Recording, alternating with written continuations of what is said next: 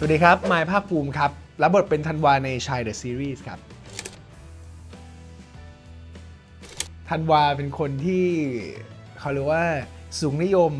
จนรู้สึกว่าเฮ้ยอะไรที่มันเป็นอดีตอะไรที่มันแบบแย่ๆก็คือช่างมันเหมือน You Better Than My Ex ในที่ก็คือสิ่งที่อยู่ข้างหน้าสิ่งที่อยู่ปัจจุบันน่ะมันดีกว่าอดีตเสมอนั่นคือสิ่งที่อยู่ในหัวของธันวาคาแรคเตอร์หลักๆแล้วก็คำว่าฮิปปี้จริงๆเราต้องบอกว่ามันเป็นเหมือนเทรนด์ในช่วงยุค 60 70 ช่วงนั้นที่พอธันวาเขามีความชื่นชอบเกี่ยวกับดนตรีเป็นนักร้องนำเล่นกีตาร์วงวูนชายเนี่ยเขาก็จะเสพงานพวกงานจากอังกฤษงานจากอเมริกาเยอะเขาก็เลยมีความชื่นชอบในพวกทั้งแฟชั่นทั้งวิธีคิดทั้งสิ่งต่างๆที่เป็นคาแรคเตอร์คล้ายๆที่เขาเรียกว่าฮิปปี้เขาเลยกลายเป็นฮิปปี้ในเอาลุคตามที่คนเห็นครับคิดว่าความเหมือนก็คือน่าจะรักอิสระเหมือนกันจริงๆธันวากับพี่เป็นคนที่บูชาคำว่าฟรีดอมประมาณหนึ่ง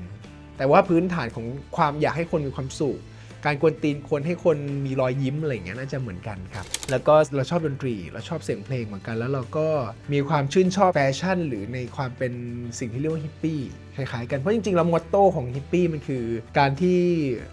ทุกคนต่างมีอิสระส่วนสิ่งที่เหมือนกันอีกอย่างก็คือจริงๆแล้วเขามีความคิดเป็นของตัวเองค่อนข้างสูงแล้วเป็นคนที่มีเซฟโซนภายในใจอยู่แล้วอ่ะจริงๆแล้วตัวธันวาเขาเป็นคนที่ลึกๆแล้วเขารู้ว่าเขาต้องการหรือไม่ต้องการอะไรเพียงแต่ว่าการแสดงออกเนี่ยมันก็อาจจะแตกต่างออกไปสิ่งนั้นก็เลยมีความคล้ายพี่ว่าเรารู้อยู่แล้วว่าเราชอบหรือไม่ชอบอะไรก็พี่เริ่มทำกันบ้านตั้งแต่รู้ว่าโอเคต้องเล่นเรื่องนี้ต้องเป็นฮิปปี้นะอะไรอย่างเงี้ยพี่จำไม่ได้ว่ามีคนบอกพี่ว่าเอ้ยแบบเลนนอนไงว่าเราได้ยินมาแล้วแต่เราก็สิ่งที่เราเคยศึกษามาอยู่แล้วหรือทำการบ้านมาเพิ่มเนี่ยเลนนอนเขาน่าจะเป็นฮิปปี้ที่เขาแสดงออกในช่วง72 73ยุคปลายของ The Beatles แยกออกไปแล้วแหละกลายไปเป็นฮิปปี้แสดงออกอย่างนั้นเนี่ยดังนั้นแฟชั่นหรือวิธีคิดบางอย่างมันอาจจะเป็นสิ่งที่ถูก develop เลยไปจากปี 69 วิธีในหัวหรือวิธีการแสดงหรือแม้กระทั่งแฟชั่นบางอย่างเราก็เลยรู้สึกเฮ้ยมันก็อาจจะไม่ตรงอันนี้ก็เป็นยกตัวอย่างหนึ่งว่าสิ่งที่เราทำกันบ้าน clarify ให้พื้นฐานของสิ่งที่อยู่ในหัวของธันวามันเป็นยังไงฮิปปี้ก็มีหลายแบบซึ่งก็ทำกันมาตรงนี้ก่อนแล้วอย่างที่สองก็คือต้องมาดูว่าทีแรกทีมอยากให้ผอมๆหุ่นลีนๆอะไรเงี้ยเราก็โอเคแต่ว่า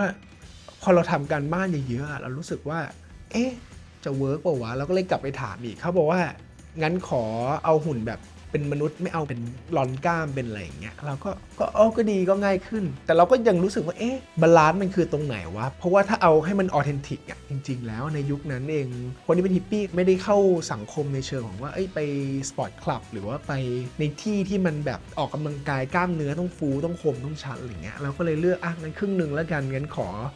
อมันจะมีความชับบี้มาอะไรเงี้ยแล้วก็มีเรื่องของตัวเพลงเองก็ตามก็สำคัญเพลงเรารู้จักอะไรในยุคนั้นเยอะอยู่แล้วที่เป็นเครื่องดนตรีที่เป็นเสียงที่เป็นรูทของคำว่าฮิปปี้แล้วก็เอาตรงนั้นมาจูนก่อนพี่ไม่ได้ชอบแบบฉากไหนเป็นพิเศษยังไม่ชอบเพราะว่ามันมีฉากที่เราคิดว่าน่าจะชอบเป็นพิเศษอยู่ข้างหลังอ่ะถ้าได้มีโอกาสก็ดูให้จบ8 EPนะครับชอบที่สุดอยู่ข้างหลังส่วนฉากที่ชอบอยู่เยอะเลยฉากกับพ่อก็ชอบก็สนุกดีเล่นอย่างนั้นน่ะชอบเล่นอย่างนั้นสไตล์ตัวมันมีสภาวะกดดันเป็นสิ่งที่เล่นแล้วสนุกแล้วเรารู้สึกว่าเราเล่นออกมาก็สนุกดีเล่นแล้วดูน่าดูดีอะไรอย่างเงี้ยแล้วก็เป็นตัวธันวาจริงๆก็ฝากธันวาด้วยนะครับในชายเดอะซีรีส์ต้องบอกว่าธันวาเนี่ยเขาเป็นคนที่รักในความสุขแต่ภายใต้ความสุขนั้นเชื่อว่าเขามีบางสิ่งที่อยากให้ทุกคนได้รู้จากเกี่ยวกับตัวเขาและตัวเขาเองก็อยากจะรู้จักตัวเองให้มากขึ้น